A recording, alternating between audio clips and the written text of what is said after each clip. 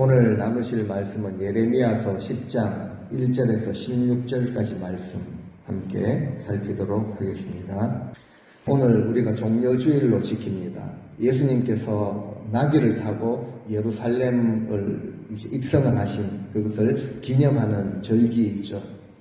군중들이 길가에다가 자기 겉옷을 펴드립니다. 왕으로 오시는 주님이신데 그만한 대우를 해드리는 것이죠. 그리고 종려나무 가지, 아마 입이 크고 보이기가 좋아서 그렇게 종려나무 가지를 흔들면서 다윗의 자손이라고 환영을 했습니다. 우리는 알고 있습니다. 불과 일주일도 못 되어서 그들은 예수를 십자가에 못 박으라 라는 폭도로 변하게 되죠. 그래서 우리 주님이 십자가의 고난을 당하시게 된 것입니다. 우리가 사순절은 이미 시작을 하였고 내일부터 고난주간이 시작이 됩니다. 물론 우리는 매년 맞이하는 사순절이고 올해도 사순절을 맞이하면서 우리 주님의 당하신 고난을 묵상하며 아마 대부분의 성도님들이 경건 생활에 더 힘쓰시는 시간을 가지고 계십니다. 매년 고난주간을 벌써 평생 예수님을 믿고 신앙생활하면서 고난주간을 맞이하다 보니 우리를 위해서 주님께서 당하신 그 고난의 의미가 조금 이렇게 형식화되기도 하고 좀 굳어지기도 하고 좀 희미해지는 것 같기도 합니다. 솔직한 고백이죠. 그래서 이번 주간, 이 고난 주간에는 저희가 쭉 살펴온 예레미야서의 말씀처럼 우리의 마음을 더욱 하나님께로 돌이키고 기도에 좀 더 힘쓰시는 그런 시간이 되면 좋겠습니다. 교회적으로도 지난 주일 우리 중직자 선출을 위한 공동의회 우리 성도님들 기도해 주시고 또 협력해 주셔서 하나님의 은혜 가운데 잘 마쳤습니다. 그리고 오랜 코로나 기간 후에 새롭게 시작하는 세일꾼반 훈련 과정에도 많은 분들이 지원하셔서 잘 시작을 했습니다. 부활절 지나면 바로 네팔 단기 선교를 또 앞두고 있습니다. 그리고 우리 자녀들 세대를 위해서 지금 진행하는 이런 일들이 많이 있습니다. 하나님께서 많은 기도의 제목들을 우리에게, 우리 교회에게 허락하신 것이죠. 감당하라고 하나님이 허락하신 것입니다. 그리고 우리 성도님들 가정마다 기도의 제목들을 가지고 계신데 고난주간 맞이하면서 특정 끼니 또 특정 날짜를 정하시고 이렇게 금식도 하시는 이런 분들이 계시는 것으로 압니다. 특별히 올해 우리 성도님들이 저도 마찬가지고요. 우리 성도님들이 특별히 한번 이것을 시도해 보시면 어떨까요? 미디어 금식입니다. 한번 좀 절제하시면서 한번 노력 한번 해보시면 어떨까? 저도 미디어에 보내는 시간들을 생각을 하면서 이 시간에 우리가 깨어서 말씀을 대하고 기도의 힘을 쓴다면 얼마나 우리의 신앙 성품들이 더 귀하고 아름답게 믿음의 공동체가 더 귀하게 하나님의 나라가 더 아름답게 우리에게 임할까라는 그런 생각, 반성을 많이 하게 됩니다. 우리 자녀들은 물론이고 우리 부모님들도 적지 않은 분들이 미디어에 투자하는 시간이 꽤 많은 줄 압니다. 어느 목사님의 솔직한 고백인데요. 페이스북에 투자하는 시간만 한 3시간, 5시간 이렇게 된다라고 할 정도입니다. 적지 않은 분들이 잠자리에 누워서까지 유튜브 등을 소셜미디어에 투자하는 시간이 상당히 많으리라고 생각을 합니다. 솔직한 우리 고백이죠.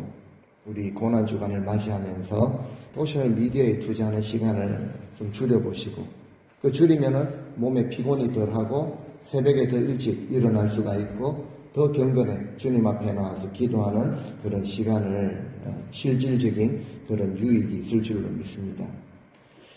어떻게 보면은 좀 과한 표현이라고 들릴지도 모르겠지만 오늘날 현대판 우상이죠. 소셜미디어가 우리 자녀들, 우리 부모님들 뿐만 아니라 우리 자녀들 세대에 가장 귀한 것을 빼앗아가는 그런 우상이라고 볼 수가 있겠습니다. 오늘 본문에서는 예레미야가 우리들에게 우상과 하나님의 차이에 대해서 말하고 있습니다. 비교를 하면서 차이를 말할 수 없는 대상이지만 성경이 이렇게 말하고 있고, 저도 이 제목을 가지고 설교 제목으로 정한 이유가 우상이 하나님 위치에 올라와 있다라는 안타까운 사실입니다. 그래서 오늘도 하나님께서 우리에게 말씀을 하십니다. 1절 말씀 보시면은 이스라엘 집이여 여호와께서 너희에게 이르시는 말씀을 들을지어다. 그 백성들을 향하여서 뭐라고 하십니까? 이스라엘 집이여라고 하십니다. 그러니까 이스라엘 민족은 처음 시작부터 아주 특별한 그 존재 자체에 특별한 의미가 있다라는 사실이죠. 다른 민족들과 이방 민족들과는 구분이 된 민족입니다. 하나님이 택하신 신앙 공동체이기 때문에 그렇습니다. 그래서 이 이스라엘 집이 하나님의 백성으로 존재하기 위해서는 하나님만 향한 그 신앙을 지켜야 할 사명이 그들에게 있었죠. 그것이 무엇이겠습니까? 하나님만 향하는 그들의 신앙을 어떻게 지키겠습니까? 설명하기를, 이제 2절부터 설명하기를, 그것은 바로 이방 나라들의 풍습을 따라서는 안 된다라는 것을 말씀을 하십니다. 또 우리에게 주시는, 오늘날 교회들에게, 성도들에게 주시는 말씀이죠. 오늘날 교회와 성도들은 세상의 풍습을 따라서는 안 된다는 거죠. 저도 고백했듯이 많은 분들이 유튜브 등 세상의 풍습 아니겠습니까? 따르고 묵상하고 흉내내고 밤새도록 정말 이렇게 따르고 있는 그런 시대가 되었다는 거죠. 그런데 신앙 공동체, 하나님의 백성들을 향하여서는 우리 하나님만 섬기는 것을 말하고 있습니다. 2절 말씀에 말하고 있죠. 하나님만 섬기는 것이 무언가? 특별하게 하나님 앞에 나와서 뭘 하는 것도 하나님을 섬기는 것이지만 분명한 특징은요, 여러 나라의 길을 배우지 말라는 거죠. 여기저기서 무분별하게 검증도 안 되고 가짜 뉴스를 올리는데도 그것을 따르고 그것을 믿고 그것을 또 널리 퍼뜨리는, 그것을 사명으로 알고 살아가고 계시는 이런 분들도 있다는 것이죠. 성경은 분명히 말합니다. 여러 나라의 길을 배우지 말라. 그들의 풍습을 본받지 말라는 것이죠. 그들은 어떤 모습을 가지고 있습니까? 하늘의 징조, 그러니까 하늘의 해, 달, 별, 구름, 폭풍이 일어나고 번개가 치고 이런 현상들을 보면서 마음이 거기에 이렇게 현혹이 됩니다. 신비로운 이런 징조를 이야기하는 이방 점술가들, 우상 숭배자들이 그 백성들의 마음을 바로 하늘의 이런 징조가 바로 너희들에게 엉터리 소식을 전하면 거기에 빠져듭니다. 두려움을 느끼고 공포를 느끼게 하죠. 그래서 그 이방 풍습을 본받아가지고 하나님을 점점 멀리하고 떠나가기도 한다는 거죠.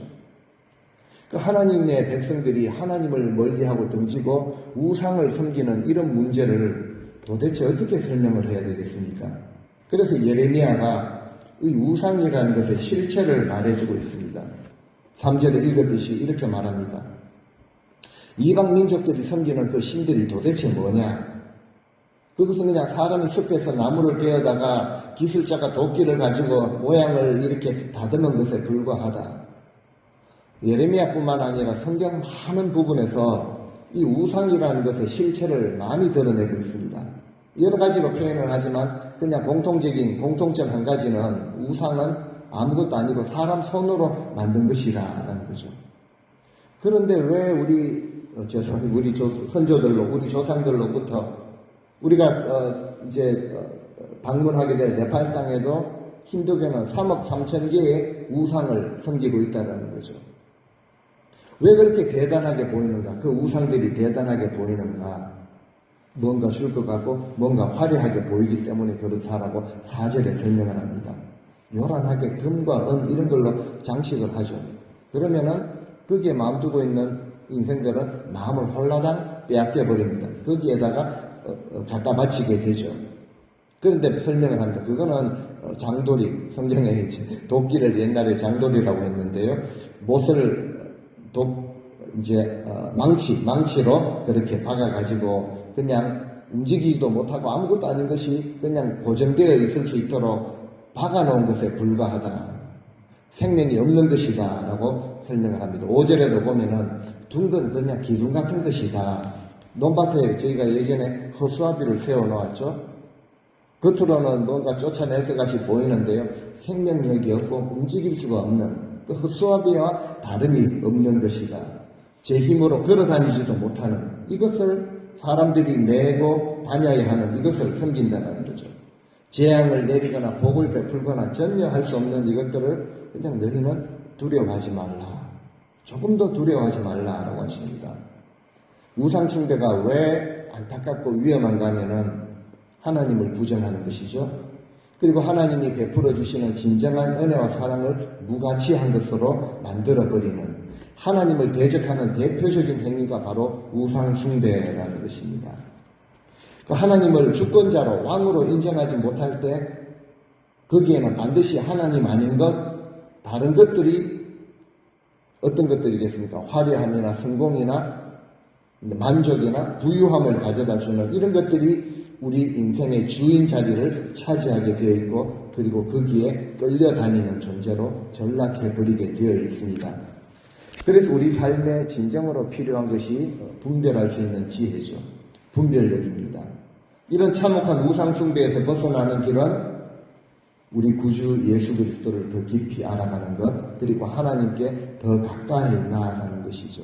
그래서 이 선지자들은 하나님을 아는 것에 대해서 그렇게 우리에게 강조를 하면서 그렇게 우리에게 가르치고 있는 것입니다. 그래서 우리 하나님은 어떤 분이신가 알아야 되는 것이죠. 성경은 우리에게 분명히 하나님이 어떤 분이신가를 말씀해 주고 계십니다. 6절 말씀 같이 읽겠습니다. 여호와여 주와 같은 이 없나이다. 주는 크시니 주의 이름이 그 권능으로 말미암아 크시니이다. 아멘. 어떻게 고백합니까? 주여 온 천지에 주님 같은 분은 없습니다. 라고 고백을 하죠. 진실로 주께서는 위대하시며 그 권능이 크십니다. 하나님에 대해서 분명히 말씀하고 계십니다. 예레미야는 이 무능하고 무가치한 쓸모없는 우상과는 달리 하나님을 크신 분으로 표현을 합니다. 맞는 표현이죠. 하나님은 정말 크신 분이고 하나님은 위대하신 분이십니다. 하나님을 정말 크신 분으로 인정하는 자들의 삶에는 겸손함이 먼저 들어있습니다. 그리고 진정으로 하나님을 경외하는, 크신 분으로 경외하는 모습이 있습니다. 그래서 어느 생활에도 그것이 묻어나고 행실에도 하나님이 기뻐하시는, 하나님이 주권자가 되시고 내가 하나님을, 그 크신 하나님을 경외하는 모습이 행실에도 드러나게 되는 것이죠. 근데 백성들은 하나님 경외함을 잃어버렸고 하나님으로부터 분리되어서 정반대의 길, 파멸의 길로 갈 수밖에 없었던 것이죠. 그 구약 이스라엘 백성들의 역사를 보면은 이 우상숭배 때문에 하나님으로부터 이탈이 되고 분리가 되고 말았던 것이죠. 결국 진정한 복을 다 잃어버렸다는 것이죠. 그 복을 다른 것에서 구하기 마련인데 우상에게 가서 빌고 구하는 이런 어처구니 없는 모습이 되었던 것이죠. 정말 우리 삶의 우리 인생에는 우상을 버려야 하고 하나님을 크신 분으로 주권자로 왕으로 주인으로 우리가 주님을 하나님을 경외해야 하는 것입니다. 하나님을 향한 고백이 그 가운데 들어있습니다. 어떤 고백인가 하면 7절에도 보니까 이렇게 하나님을 향하여서 고백합니다. 이방 사람들의 왕도 되시는 분이시다. 온 세상 만민의 왕이 되시는 분이시다. 그리고 주님이야말로 온 세상의 왕이신데 누가 감히 주님을 두려워하지 않을 수가 있겠는가? 누가 이런 높으신 크신 하나님을 경외하지 않을 수가 있겠는가? 모든 사람들이 주님을 섬기고 그 앞에 절을 하며 하나님을 높이는 것은 지극히 당연한 일이라 라고 하죠. 온 세상의 모든 왕들과 지혜자들 가운데 주님과 같은 분은 없음이니이다 라고 그렇게 분명하게 고백이 드러납니다. 이 고백을, 이 표현을 보면서 우리는 정말 하나님 앞에서 하나님을 왕이시여 우리의 주인이 되시는 분으로 고백을 할 수 있는가? 정말 하나님이 우리 삶의 모든 것의 결정권을 하나님이 가지고 계시는가? 그리고 우리는 하나님의 그 말씀의 가르침을 우리가 받고 있는가? 라는 것을 살펴보아야 합니다. 8절에 보면은 사실 우상을 섬기는 자들은 모두가 다 분별력이 없다라고 말하죠. 분별력이 없으니까 누가 정말 진정한 하나님인지 모르니까 우상을 하나님으로 섬긴다는 거죠. 그 우상을 섬기는 자들은 다 분별력이 없고 미련한 자들이라. 그리고 그들이 우상에게서 어떤 도움이나 가르침을 받고자 하지만 우상은 그냥 나무 토막에 불과한 것이다 라고 우상의 실체를 분명하게 말하고 있습니다. 그럼에도 불구하고 이스라엘 백성들은 이 우상의 가르침과 그 영향을 많이 받았습니다. 얼마나 받았든지 자기 자녀를 어떤 우상에게는요, 몰렉에게는 자기 자녀를 그냥 불사르게 내어주는 이런 영향까지 받게 되어 있다는 거죠. 그러면서 그럴듯하게 꾸며서 만든 우상의 실체를 우리에게 소개하는데 9절에 또 소개를 이렇게 하고 있죠. 그들의 우상은 나무를 다듬고 깎아서 만든 것에 불과하다. 솜씨 좋은 기술자가 만들면 그 손끝에서 정교한 작품이 나오듯이 그냥 사람이 만든 것에 불과하다. 그런데 왜 그것에 매여 사느냐라는 거죠. 우상의 실체를 분명하게 파악한 자들은 우상과는 비교가 되지 않는 하나님의 높고 위대하신 하나님의 크심을 알게 되죠.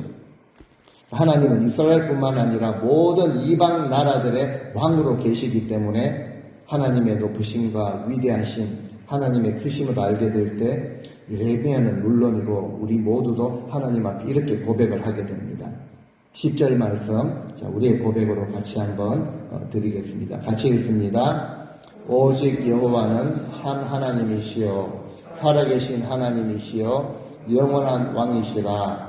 그 진노하심에 땅이 진동하며 그 분노하심을 이방이 능히 감당치 못하느니라. 아멘. 하나님을 어떤 분으로 표현합니까? 우리가 믿는 하나님은 오직 여호와는 첫 번째 참 하나님이시다. 두 번째 살아계신 하나님이시고 세 번째 영원한 왕이 되신다. 이 고백만 제대로 드려도요, 정말 하나님을 경외하는 자입니다. 정말 하나님을 믿는 자입니다. 어떤 화려하거나 성공을 주는 우상이 아니라 정말 하나님이 참 하나님이시고 살아계신 분이시고 그리고 영원한 왕이시다. 주인이시다. 그 왕 대신 주님께서 한번 진노하시면 땅이 그냥 크게 흔들리게 되고 주께서 분노하시면 모든 민족들이 이것은 감당치도 못합니다. 그렇죠. 그래서 예레미야에게 11절에 이렇게 표현합니다. 우상을 섬기는 자들에게 너는 이렇게 선포해라. 이렇게 선언하여라. 어떻게 선포합니까? 하늘과 땅을 만들지 아니한 이런 신들은 이 땅에서 모두 사라지고 하늘 아래에서 하나님의 영향력, 통치 아래에서 결국은 모두 망하게 된다라는 것을 선포하라는 거죠. 하나님은 모두 파멸시키시는 그 하나님이시다. 우상을 포함해서 모든 것을 주관하시는 분이시다 라고 말합니다. 자, 그러면 여기서 우리는 흔히 가질 수 있는 질문이 이제 한 가지 생기죠. 우리가 늘 하나님의 그 심판과 이 메시지를 이런 들어왔는데요. 그 하나님은 우상을 섬긴다고 해서 모두 멸망시켜버리시는 무자비하고도 강압적인 그런 분이신가? 그런 마음이 들 수가 있죠. 하나님의 말씀을 떠난 그 자들을 다 심판으로 멸해버리시는 그런 폭력적인 분이신가? 아니죠. 우리가 믿고 섬기는 하나님은 사랑의 하나님이십니다. 그리고 자비의 하나님이시죠. 폭력적인 분이 아니라 우리에게 자유를 허락하시는 진정한 사랑의 하나님이십니다. 지난주 우리 말씀을 통해 살폈죠. 하나님은 진리의 하나님이시고 공의의 하나님이십니다. 사랑의 하나님이시죠. 그래서 사랑과 정의와 공의를 땅에 행하시는 하나님이라고 표현을 했습니다. 사랑과 또 공의를 행하시는 하나님이시기 때문에 모든 우상은 깨뜨려 버리십니다. 아무것도 아닌 우상에게 매달려서 절하고 그것을 섬기는 자들을 그에 상응하는 벌을 내리시는 분이시죠. 하나님은 힘과 크신 하나님이신데 힘과 능력으로 강압적으로 통치하시는 분이 아니라 우리와 언약을 맺으시고 그 언약을 이루시기 위해서 하나밖에 없는 자기의 독생자를 우리 위해서 보내주신 사랑의 하나님이신데 절대 무자비하게 밀어붙이시는 분이 아니라는 것이죠.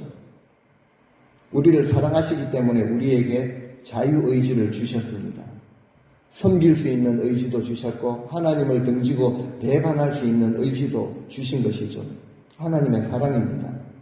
그리고 하나님이 주신 그 자유의지에 정말 우리가 응답하기를 원하시는 분이시죠. 그리고 우리 인간들에게는 이런 하나님의 사랑을 가볍게 취급하거나 거절할 수 있는 이런 자유의지까지 주셨습니다. 더 나아가서 십자가에 못 박으라라고 소리 지를 권리까지도 허락해 주신 분이시죠. 오늘 말씀을 듣는 우리 모두는 이런 하나님의 속 깊은 사랑, 그것이 얼마나 깊은지 그 사랑의 크기와 넓이와 길이와 높이라고 그렇게 표현을 합니다. 이 사랑을 깨닫고 우리가 믿음으로 반응하고 응답할 줄 알아야 합니다. 아무것도 아닌 우상은 허무하게도 분명히 모두 무너지고 사라지고 깨어지고 흐트러지게 망하게 되어 있습니다. 우상이 되어버린 재물도 권력도 하나님의 통치가 이루어지는 하늘 아래에서는 그냥 사라지고 망할 수밖에 없다라는 거죠. 이것은 하나님의 강압적인 행포가 아니라 우리의 소망입니다. 우리의 희망입니다. 우리의 믿음이죠. 세상의 이 불의와 불법, 악인들의 행포로 인해 어두운 것 같지만 그럼에도 불구하고 우리가 이 소망을 버릴 수 없는 이유는 무엇입니까? 온 세상을 통치하시는 하나님께서 모든 것을 주관하시고 모든 우상은 깨뜨리시고 파멸시켜버리시지만 하나님을 진정으로 경외하는 우리는 절대로 버리지 않으실 뿐만 아니라 지키시고 보호하시며 복을 내려주신다라는 것을 믿기 때문입니다. 오늘 이 자리에 우리 모든 성도님들, 이것이 우리의 소망이고 우리의 믿음이죠. 이런 소망으로 이 땅에 우리 남은 삶들을 아름답게 살아가시는 우리 성도님들 되시기를 바랍니다. 하늘의 하나님의 꿈을 아름답게 이루어드리는 우리 성도님들 되시기를 바랍니다. 그리고 12절에서 16절을 보시면은 이방 민족에게 창조주 하나님을 소개하면서 그들이 믿고 있는 우상의 헛됨을 드러내십니다. 창조주 하나님을 이렇게 소개하죠. 12절에 보면은 하나님께서 권능으로 땅을 창조하셨고 지혜로 세상을 세우셨고 명철로 하늘을 펼치셨다. 그냥 그저 그런 표현 같지만 엄청난 그런 설명이죠. 아무것도 아닌 우상과 대조적으로 하나님은 창조하셨고 세우셨고 펼치시는 분이라는 거죠. 살아계신 하나님이시고 그리고 그것을 다스리고 계시는 분이시다. 13절에도 주께서 목소리를 발하시면 호령을 하시면은 하늘에 있는 많은 물들이 출렁거립니다. 그리고 땅끝에서 구름을 일으키시고 비를 내리기 위해서 번개를 만드시고 참 기가 막힌 표현인데 곡간 하늘 창고에서 바람을 내보내신다라는 표현을 하고 있죠. 온 세상을 창조하신 하나님의 능력은 우리 인간의 어떤 말로도 어떤 표현으로도 다 설명할 수가 없는 것이죠. 또 하나님은 말씀 한마디로도 온 우주가 창조되게 운행되도록 그렇게 하셨습니다. 그래서 이 하나님을 알지 못하면 사람은 자기가 만든 우상과 함께 부끄러움을 당할 수밖에 없다는 거죠. 그래서 14절에 이렇게 표현합니다. 사람들은 어리석고 무식하다, 지식이 없다라는 거죠. 우상을 만든 금세공업자들은 자신들이 만든 그 우상들로 인해 수치를 당할 것이다. 왜 그렇습니까? 그 우상들은 다 거짓된 것이고 그 안에 생명이나 호흡, 생기가 전혀 없기 때문이다. 15절에도 맞습니다. 그렇습니다. 그것들은 그냥 다 쓸데없는 헛된 형상들이고 다만 조롱거리에 불과한 것이다. 주께서 벌하실 때 멸망할 것이다 라고 하시죠. 그러면서 오늘 본문 마지막 16절에 창조주 하나님을 믿는 자들의 삶에 대해서 설명을 하십니다. 16절 말씀 우리 같이 한번 읽어보시겠습니다. 야곱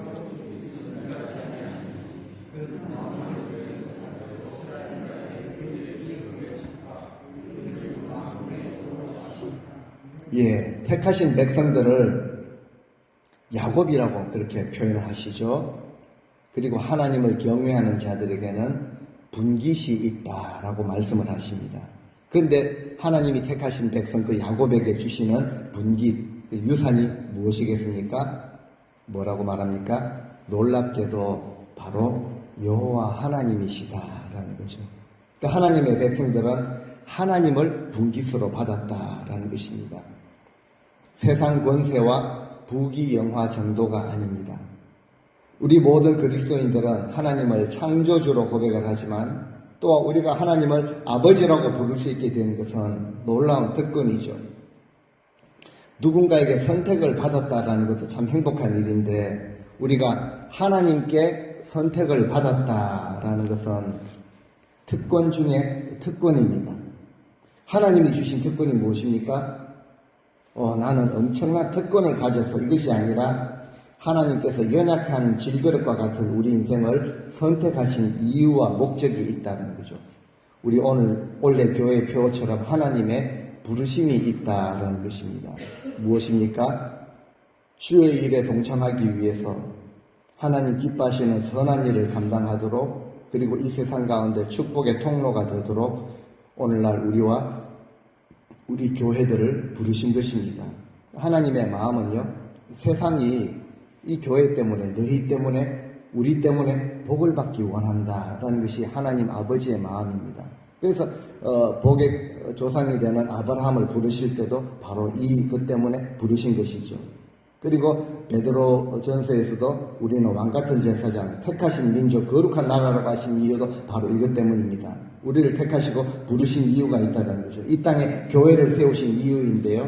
이것은 우리의 책임, 특권인 동시에 우리의 책임이고 우리의 사명이라고 할 수가 있습니다. 만물의 창조자, 조성자이신 하나님께서 허락하신 특권입니다. 사명이기도 하지만 결국 이것은 우리를 향하신 축복이 되는 것이죠. 우리가 사명을 생각할 때마다 임직식 때마다 폐에서는 문구가 있습니다. 네가 죽도록 충성하라 그리하면 무엇을 주신다고요? 네가 죽도록 충성하라 그리하면 생명의 면류관을 네게 주리라 라고 하시죠. 결국 하나님의 관심은 바로 우리에게 면류관을, 생명의 면류관, 영광의 면류관, 복을 주시는 것에 우리의 하나님의 관심이 있습니다.